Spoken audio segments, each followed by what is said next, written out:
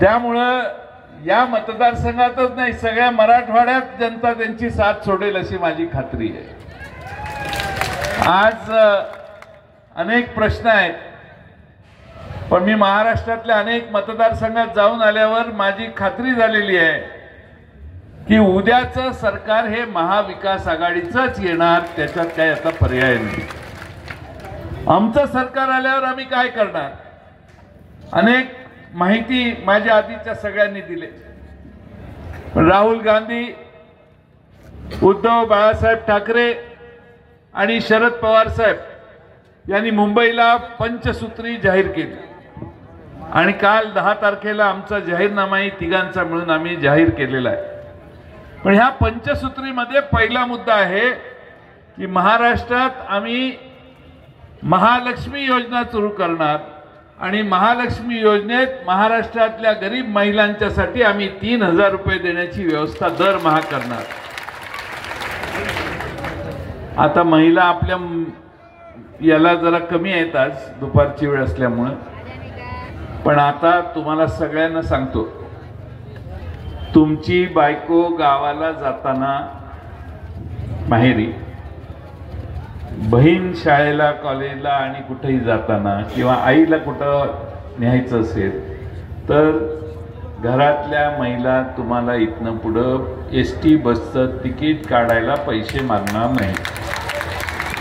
सगळ्या महाराष्ट्रभर महिलांना एसटीची पूर्णपणाने माफी देऊन एसटी महामंडळाला दरवर्षी नियमित त्याचे मोबदल्याचे पैसे दरवर्षी नियमित भरण्याचं काम आमचं येणारं सरकार करेल।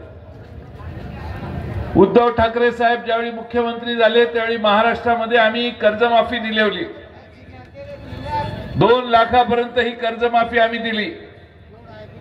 ज्यांनी रेग्युलर कर्ज फेडलं त्यांना 50,000 रुपये दिले। आमचं सरकार बदललं, नवे लोक आले आणि 50,000 रुपयाचा काही भाग द्यायचा काही लोकांना काही भागात राहिलाय।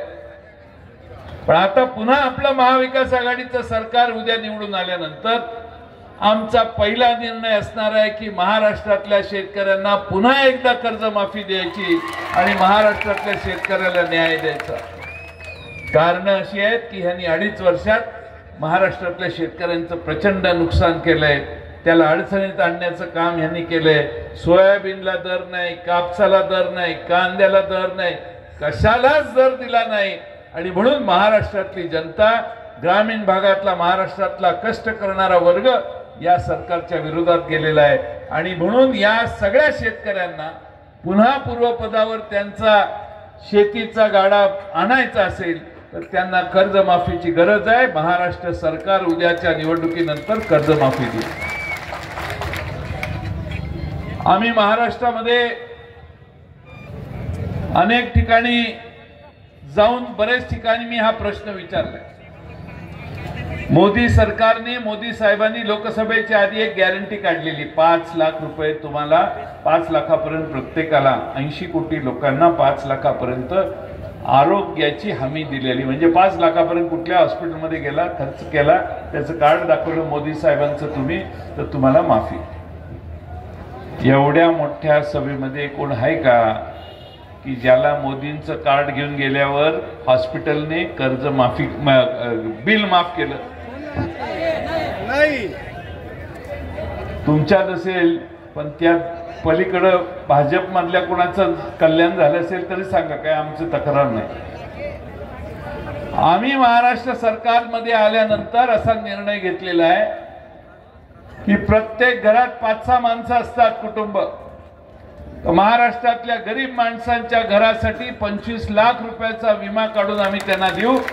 त्यांना 25 लाखापर्यंत कोणतेही संकट आलं तरी हॉस्पिटलचं बिल माफ करण्याची व्यवस्था महाराष्ट्रात इथून पुढे करण्याचा मानस आम्ही महाविकास आघाडीने ठेवलेला आहे। अनेक गोष्टी आहेत की ज्या तुम्हाला सांगून मी तुमचा वेळ घेणार नाही, पण महाराष्ट्रामध्ये 75,000 नोकऱ्या